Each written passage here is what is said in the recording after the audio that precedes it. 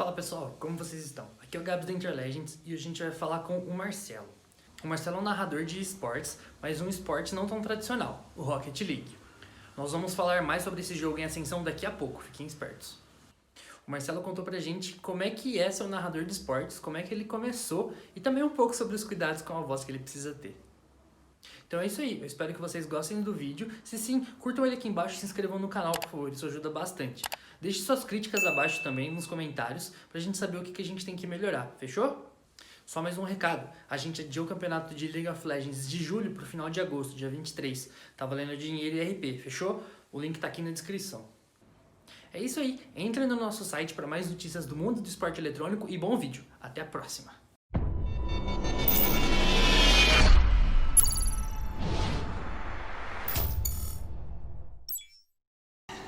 Bom, e aí Marcelo, tudo bem? Beleza, Gabi? Boa noite, mano. Boa noite, é um prazer te receber aqui pra gente conversar Opa, um pouco sobre narração de games e de um esporte eletrônico que não é muita gente que conhece, né? exato, exato. Estamos esperando aí ele explodir, porque até agora foi explosãozinha só.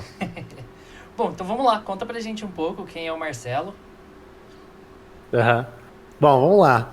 Cara, eu sou um programador normal, o famoso programador brasileiro aí. Trabalho CLT padrão, 8 da manhã, 5 da tarde. É meio maluco, meio nerd, né? O padrão programador 2020. Sim. Nada diferente, né? Só que eu sempre gostei muito de internet, né? Tô no mundo do internet e dos jogos desde quando lançou, né? Jogo videogame desde Super Nintendo, até antes um pouquinho. É, E aí eu já tentei brincar com o YouTube num passado distante aí, falhei miseravelmente. É o que a gente tá tentando Aí. fazer. Não, então, mas já tá 25 mil passos na frente do que eu fazia muito antes. Entendeu? Eu tentei fazer um canal em 2011, mas deu muito errado. E aí em 2011 mesmo eu parei, dei um tempo. Aí em 2017 eu falei, vou tentar de novo. Aí uns amigos meus falaram, pô, cara, YouTube é coisa do passado, faz uma live, tem que fazer stream agora, tá em alta. Aí eu falei, tá bom. Aí eu entrei pro mundo da Twitch e tamo aí há quase 3 anos. Caraca. Você começou com qual jogo?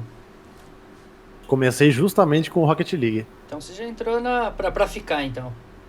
Foi. É que assim, as coisas vão se moldando, né? Você tem que ir dando umas testadas. Quando eu entrei, eu pensei, vou tentar fazer algo um pouco mais planejado. Então eu fui lá, eu escolhi um jogo que tava na média ali. Não Uhum. era o jogo mais visto, porque eu sabia que eu ia ter pouca visibilidade por ter muita gente. Sim. Eu não poderia pegar um jogo, entre aspas, morto, porque quase ninguém ia querer ver. Aí eu fui lá no Top Twitch, peguei a fila ali de jogos mais vistos. Eu vi um que tava na média ali, não tinha tanto streamer assim, falei, vou tentar encaixar aqui. E acabou dando certo. Não foi logo de cara, mas tava melhor do que eu imaginava, sabe? Ah, Então eu acabei me encaixando lá. maravilha. Então conta pra gente um pouco sobre o Rocket League em si e já encaixa o cenário competitivo aí pra gente também. Maravilha, maravilha. Cara, o Rocket League, ele é um jogo relativamente novo. Ele não é tão novo assim, mas comparado a outros jogos competitivos que hoje em dia vivem mais por conta do cenário competitivo, por exemplo, Counter-Strike, até o League of Legends. League of Legends tem bastante gente que joga casual, só que o cenário competitivo dele carrega o jogo para mais alto ainda, né? Uhum. O Rocket League, ele é de 2015, certo? E quando ele lançou, ele, principalmente pro pessoal do PlayStation, ele ficou de graça por algumas semanas, então foi um jogo que já entrou aí pro pessoal testar e tudo mais. Eu comprei ele na Steam, lá em 2015, para jogar com os amigos, e cara, a gente se divertiu ali pra caramba, 1, 2 meses jogando, todo mundo desinstalou, ninguém nunca mais jogou na vida. Então assim, ele é um jogo muito divertido casualmente, mas você acaba enjoando, né? E aí, depois de um tempo, eu fui voltar pro jogo. E aí, só quando eu fui mexer com stream, essas coisas, que eu descobri que tinha um cenário competitivo, que já existia desde quando o jogo tinha sido lançado. Aí eu comecei a ter contato com um ou outro jogador, porque o cenário competitivo no Brasil era mínimo. Mínimo de tudo, não existia nenhum torneio oficial aqui, existia um ou outro só pela internet. Existia um torneio mundial onde o Brasil não podia participar, não existiam qualificatórias pro Brasil. Então, assim, era um cenário mínimo de tudo. Quase ninguém conhecia, inclusive eu só fui conhecer depois de mexer com isso daí. E aí, de lá pra cá, o cenário bombou bastante e a gente tá chegando num momento muito, muito legal pro Rocket League agora. Não, excelente. Mas, e aí você falou um pouco que não tinha os campeonatos e tal, o Brasil não tinha classificatória nem nada, mas como é que a gente tá hoje? Explica um pouco do Uhum. cenário nacional hoje e como que você começou a narrar em si os campeonatos. Maravilha. Bom, o cenário competitivo, como eu disse, naquela época, em 2017 até 2018, tinha muito torneio regional, né? Tinha um ou outro torneio aqui no Brasil, só que tudo online, a maioria não era nem oficial. O mais conhecido que tinha era a ESL, tinha um torneio da ESL, só que a premiação era bem baixa, não tinha muitos times que participavam, não tinha uma visibilidade muito alta, porque eles transmitiam em alguns canais desconhecidos da própria ESL, né? Não tinha aquele canal, por exemplo, a ESL CSGO, que tem sempre 200 mil pessoas assistindo. Não tinha nada disso. Então era muito, muito pequeno. Aí, ano passado, em 2019, surgiu a oportunidade e a empresa falou que no torneio mundial iam ter 2 vagas para a América do Sul. Então foi a primeira vez que os brasileiros puderam ter algum tipo de chance de jogar o Major. Que o Major do Rocket League, apesar de não ser tão conhecido, é um Major bem grande. Ele tem $1 milhão de premiação. Então, assim, ele tá no topo ali, junto com os outros jogos top mundiais de cenário de esportes. Então, assim, quando surgiu essa oportunidade, aí o Brasil começou a se destacar. E desde então, todos os torneios sul-americanos que tinham, sempre time brasileiro que vencia. Time brasileiro era sempre primeiro, segundo, terceiro, quarto, quinto, sexto lugar. Eles eram muito superiores aos outros países aqui da América do Sul. E aí, quando saiu o Mundial, de cara, tinha 2 vagas, 2 times brasileiros conquistaram e já foram lá jogar nos Estados Unidos. Foi na lata, assim. E aí, nisso aí, o cenário já começou a crescer um pouco mais, certo? Sensacional. Você perguntou também sobre a narração. Nessa época eu já estava narrando. Eu comecei a narrar em 2018, justamente um desses torneios regionais que a gente tinha, uma organização portuguesa chamada News Cup. Ela é totalmente de Portugal, os donos, tudo mais. Ele teve uma visibilidade do Rocket League aqui no Brasil, e aí ele promovia o maior torneio que tinha de Rocket League no Brasil. Era a maior premiação, com os maiores, com o maior número de times, maior número de jogadores, e etc. E aí eu comecei a narrar nessa organização, antes de ter Mundial e tudo mais. Aí em 2019 teve esse boom e a gente teve a oportunidade do Major. Sensacional, sensacional. E conta pra gente um pouco sobre as dificuldades de narrar um jogo. Olha, assim, quando eu comecei, obviamente, o problema que eu tive mais é porque eu nunca narrei absolutamente nada na minha vida. Então, o problema pra mim foi não enrolar a língua, não achar que falou demais, não achar que falou de menos, porque a importância do narrador é passar uma informação que muitas vezes o espectador não viu. Então, assim, você tem que estar atento a tudo, você tem que trazer informação de fora. E no começo eu tinha medo de travar a língua, de falar, às vezes falar até um palavrão, não sei.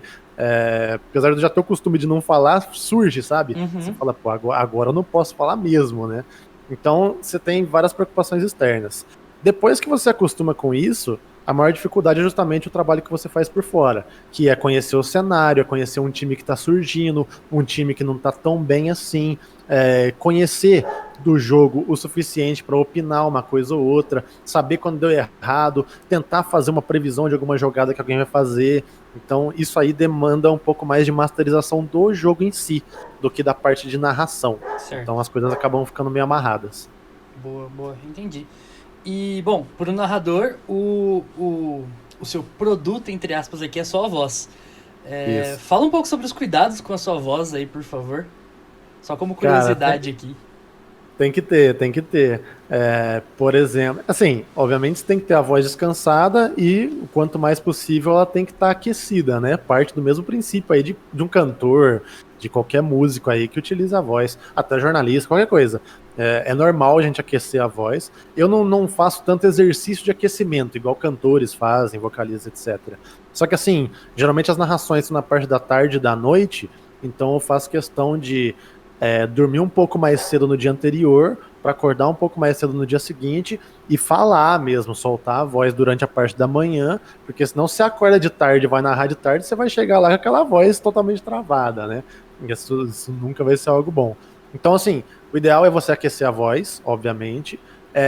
Tem cuidados extras, por exemplo, se você bebe uma bebida gelada durante a transmissão, a sua voz pode falhar a qualquer momento. Se você toma um refrigerante, uma bebida com gás, pode acontecer a mesma coisa. Então é água em temperatura normal antes e durante toda a narração. Porque você não sabe o que vai acontecer. Pode ser que uma partida dure 5 minutos, pode ser que uma partida dure 20 minutos. Então pode ser que você não pare de falar em momento nenhum. Então você tem que garantir que a sua voz não vai cortar em nenhum momento. Então o cuidado principal é esse. É você tá com a voz levemente aquecida, dentro do padrão esperado, e preocupação com o líquido aí. Tomar sempre uma água em temperatura normal. Muito bom, muito bom. Muito bom saber a verdade, né? Pra quem precisar Então. falar em público aí, galera, fiquem com as dicas aí. Exatamente. Cara, a gente tá num momento bem complicado. O programador não sentiu tanto e tal. Quem mexe com a internet não mexeu tanto, que é por causa da pandemia. Mas diz pra gente, ela trouxe alguma diferença pra você? Sua rotina mudou? Os campeonatos diminuíram? Conta um pouco pra gente do impacto dessa pandemia pra você aí. Então, no cenário nosso, assim, a rotina minha padrão não muda quase nada, né? Trabalhar de casa, no emprego padrão, trabalhar de casa, trabalhar na empresa, não afetou em nada. Para mim, normal, só diminuiu o tempo de movimentação, né? Então, ficou mais fácil, na verdade. Agora, para o cenário de esportes, por incrível que pareça, melhorou pra gente. Porque o que acontece? No cenário do Rocket League, como a gente tinha mais. O único campeonato presencial que a gente tinha era o Major, é, ele não teve mais, obviamente ele foi cancelado, né? Só que aí por conta disso, a maioria dos campeonatos foram pro modo online. Uhum. E a gente, o Brasil, apesar de ter participado de um torneio internacional, de um Major, não existe narração oficial em português do Major, só dos campeonatos regionais e das classificatórias do Major. Então, assim, por não ter mais o Major esse ano, surgiram diversos outros torneios regionais, então por conta disso a gente teve muito mais oportunidade, tanto dos times de jogarem, quanto dos narradores de fazerem o seu trabalho de narração oficial em português. Porque tudo antes rodava em volta do Major, como não teve ele, a gente tem diversos torneios aí, tem mais oportunidade.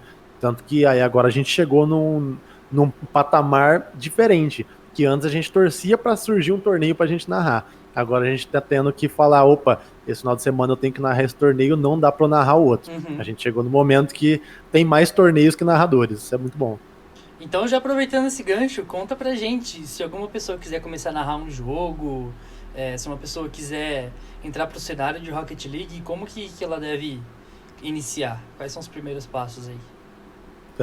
Bom, o cenário de narração, eu acho que uma das coisas mais importantes é o... Isso, na verdade, não é só de narração. É de narração, criação de conteúdo, tudo. É o networking. É a coisa mais importante que tem. Porque, ainda mais quando a gente está num cenário que está começando, a gente precisa descobrir pessoas que saibam fazer aquilo bem. Então, a gente está sempre olhando... Como a gente está dentro desse cenário já muito integrado nele... como que fala? Independentemente de qualquer coisa, a gente está sempre observando o que está acontecendo. É uma coisa consequente. Então a gente está sempre descobrindo novos streamers, descobrindo novos comunicadores e etc. Que tanto foi o que aconteceu comigo. Eu não pensei que eu iria ser narrador. Eu acompanhava os torneios, depois que eu entrei no meio competitivo e conheci, eu comecei a procurar mais sobre. E aí um belo dia, uma pessoa chegou para mim e falou: você tem interesse de narrar? Eu vi que você se comunica bem. Então, foi justamente isso, foi eu me integrando no meio, foi conhecendo pessoas, e aí uma pessoa vai passando informação para outra, vai passando a bola para frente, até que chega naquele momento. Então, a dica que eu dou é essa, o networking, algo que acontece também, se a pessoa tem vontade, ela olha e fala, eu quero ser narrador desse jogo. Então, o ideal, caso o jogo seja novo, é a pessoa proporcionar o próprio torneio, onde ela consiga narrar o próprio torneio. Sim. Então ela vai lá e fala, vou fazer um campeonatinho aqui de Valorant, que é um jogo novo, por exemplo, nesse momento. Vou fazer um campeonato com a minha comunidade de Valorant, só que eu não vou jogar. O pessoal vai jogar, eu vou narrar porque eu não conheço nenhum narrador. Então ela vai pegando o tato daquilo, e uma pessoa que vê e gosta, vai mandar para outra, em algum momento vai chegar no ouvido de alguém que realmente está dentro daquele mercado. Sobre esse último ponto de fazer o próprio campeonato, eu sei muito bem como é essa experiência, mas não por querer narrar e tal, mas por querer propiciar pra galera que você tá junto ali, algo da hora pra você se divertir e tal. E se você conseguir patrocínio, premiação, etc., ajuda todo mundo ali, e aí isso vai se espalhando e tal, e uma coisa leva a outra, assim, é algo bem importante, na verdade. Marcelo, cara, muito obrigado pela disponibilidade mesmo.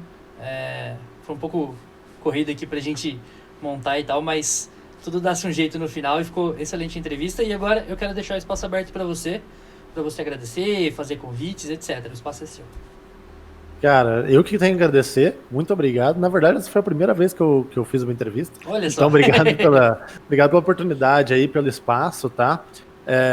Então é isso, eu queria agradecer a você, a todo mundo que for assistir também essa entrevista, esse vídeo e tudo mais. E o meu convite principal agora é justamente pro cenário do Rocket League, né? E como eu tô nesse meio aí, que é um negócio que tá crescendo, eu sinto que eu tô meio. Eu faço parte da responsabilidade de espalhar a palavra, né? Então, que tem um cenário muito recente que eu tenho certeza que não chegou no ápice ainda. Eu comparo muito o Rocket League com o Counter-Strike. Counter-Strike é um jogo de 2011 que explodiu muito no Brasil em 2016, 2017. O Rocket League é de 2015. Então tá chegando na hora. Tá chegando na hora, a oportunidade pro pessoal tá aparecendo, e agora, logo menos, o jogo vai ficar grátis.